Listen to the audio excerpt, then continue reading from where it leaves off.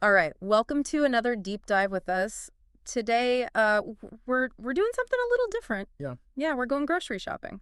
Oh, Well, sort of. I mean, we're not actually going to be buying anything, but we are going to be talking about supermarkets right. and more specifically how they use neuromarketing to kind of, I guess, influence us. When we're shopping. Right. So we're going to be looking at this really cool YouTube video that we found. Awesome. It's by this Spanish creator who is really into healthy eating. So it's a unique perspective, I think. I like that. Yeah, it is. Yeah, and I think that's a really good point to start with because, when you think about neuromarketing, it can sound kind of like, manipulative. Yeah. But it's really just, it's about our brains and how they work. Right. And in supermarkets, they've kind of figured out, how to tap into that Yeah. in a way. So they're not just like randomly throwing things on shelves, No, not at all. There's a method to the madness. So, let's say you walk into a supermarket. Okay. And one of the first things you see is fruits and vegetables. Right. Right. Like a big display. Yeah, I always just assumed they put that there because it's the freshest stuff. Yeah. And it is about, Yeah. showing off the fresh produce, but there's also, a little more to it. Okay. There's like a deeper tactic there. Hmm. It's called marketing placement. Okay.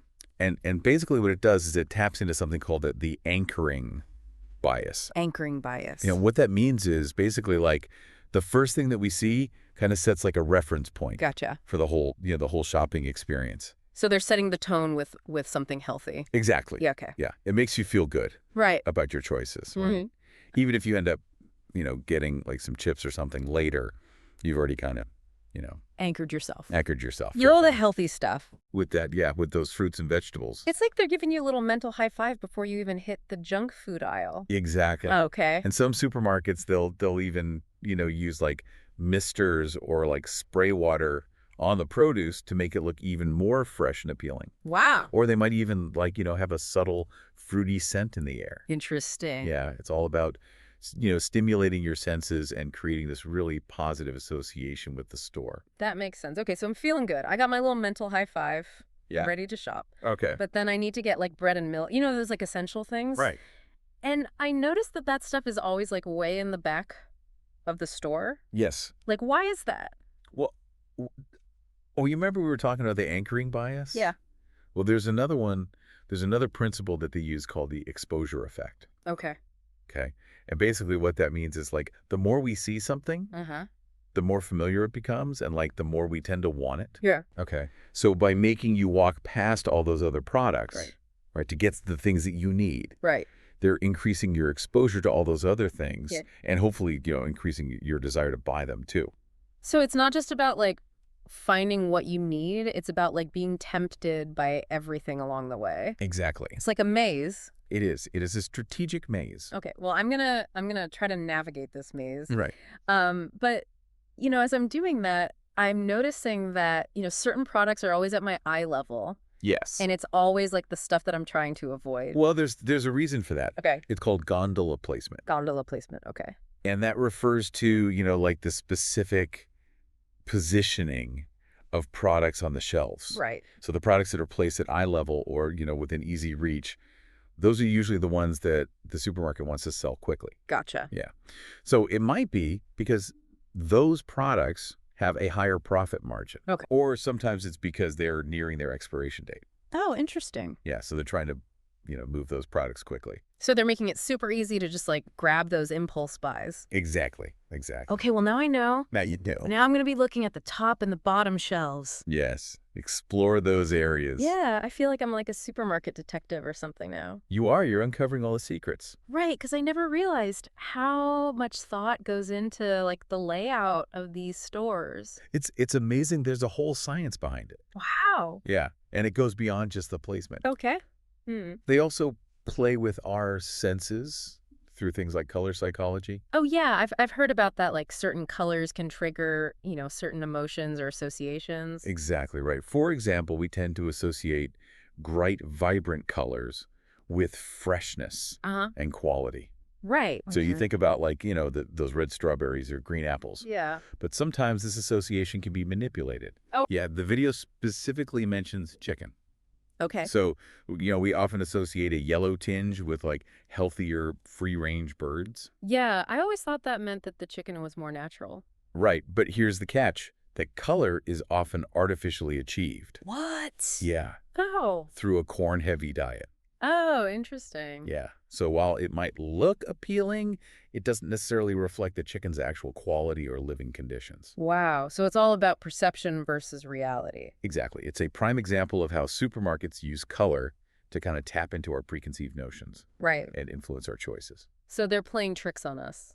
A little bit, yeah. Okay, well, I'm on to them now. Good. I'm assuming this isn't just limited to chicken, though. Oh, no, not at all. Okay. Think about egg yolks. Okay. We tend to, gravitate towards those like rich, deep orange yolks, Hmm. believing that they're somehow superior. Right. But again, that color is often manipulated through diet. Wow, they're even using color psychology on eggs. It's amazing how much we're influenced by these like subtle cues that we don't even realize.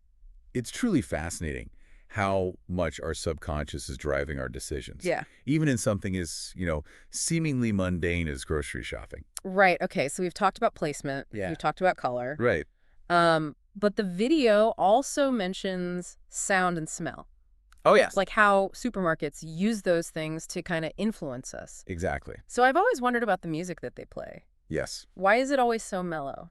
Well, have you ever noticed how most supermarkets play like calming, often slow tempo music? Yeah, now that you mention it, it does have a very kind of chill vibe. And there's a reason for that. Okay. Studies have shown that slower music actually encourages shoppers to slow down. Oh, really? Yeah. Okay. They browse longer, and ultimately they buy more. So they're like lulling me into a shopping trance? Kind of, yeah. Okay, what about the smells, though? Hmm. Because I can never resist that smell of like freshly baked bread.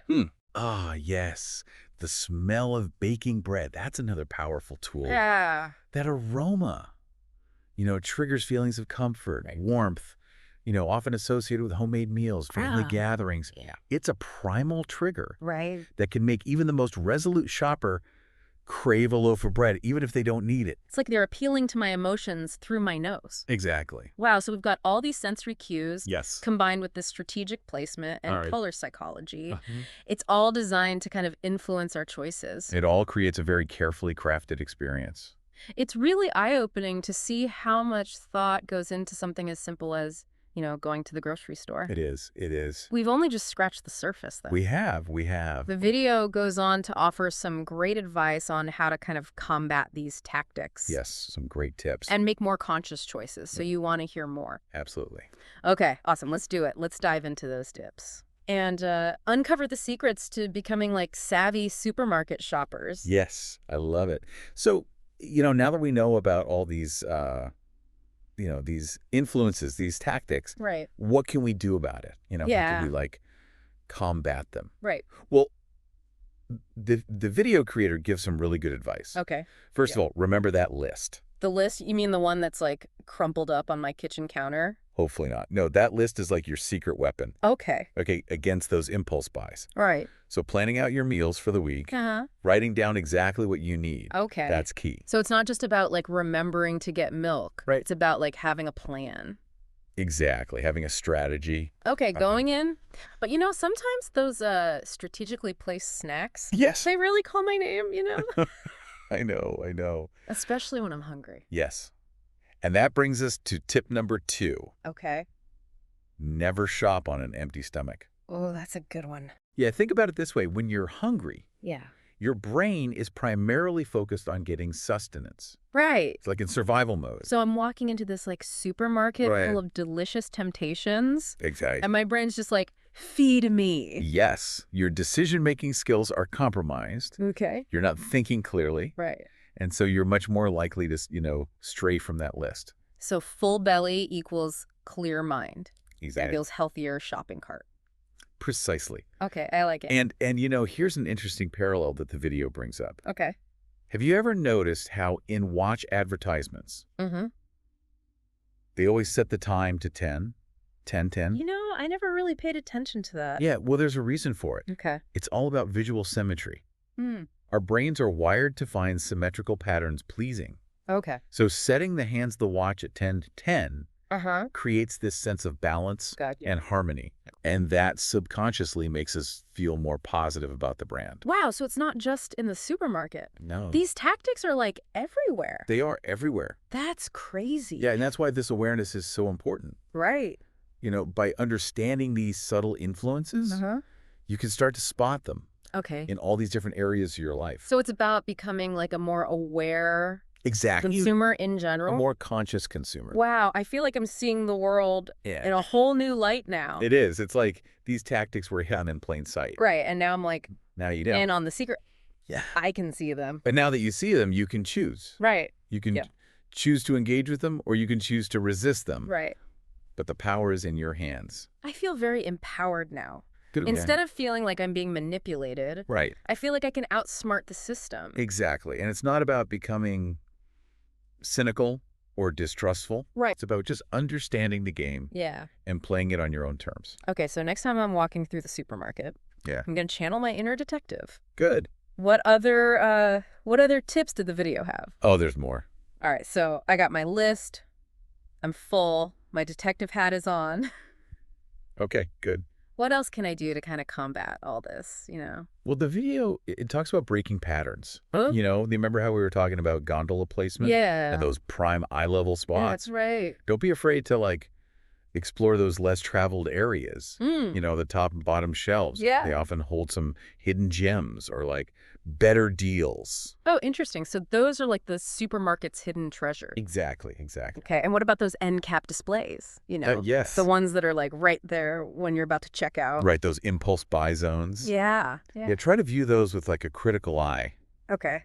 Ask yourself, do I really need this? Or am I just being swayed by, a clever marketing tactic? It's like they know those. I'm like, my guard is down. Exactly. I'm about to leave. I'm like, oh, yeah, I could use one more thing. They prey on our impulsivity Right. and our desire for instant gratification. Mm-hmm. Okay. But you have the power to resist. Okay, so it's all about just being mindful Yes. and making those conscious choices. Exactly. Okay, it sounds like knowledge is power in the supermarket. It really is. Yeah. And it goes beyond just recognizing the tactics. Yeah.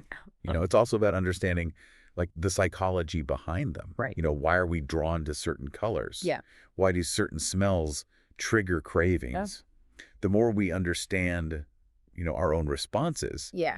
the better equipped we are to actually make, informed decisions. So we're like rewiring our brains to be more resilient to these marketing things. Exactly. Wow. Yeah, it's about taking back control of our shopping experience and making choices that actually align with our values. Right. And our goals. This has been so insightful. I feel like I can go to the supermarket now and Yeah. really navigate it with confidence. Good. I'm glad to hear that. And, not only am I going to be saving money, Right. but I'm probably going to be making healthier choices too. Exactly. Yeah, It's a win-win. it is. It is. So I feel very empowered. Good. I'm walking away from this deep dive feeling very empowered. I love that.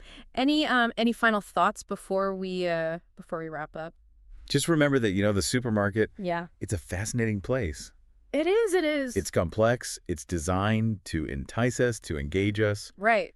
But with a little knowledge Uh-huh. and awareness, we can navigate it effectively. We can. So go forth and shop wisely. I will, if you'll excuse me, I'm going to go make my shopping list and Yes. reorganize my pantry. I love it. All right. Well, this was fun. Thanks for joining me on another deep dive. Absolutely. Always a pleasure. All right. And to all of our listeners out there, thank you so much for joining us. Yes. Thank you. And we'll see you on the next deep dive. See you then.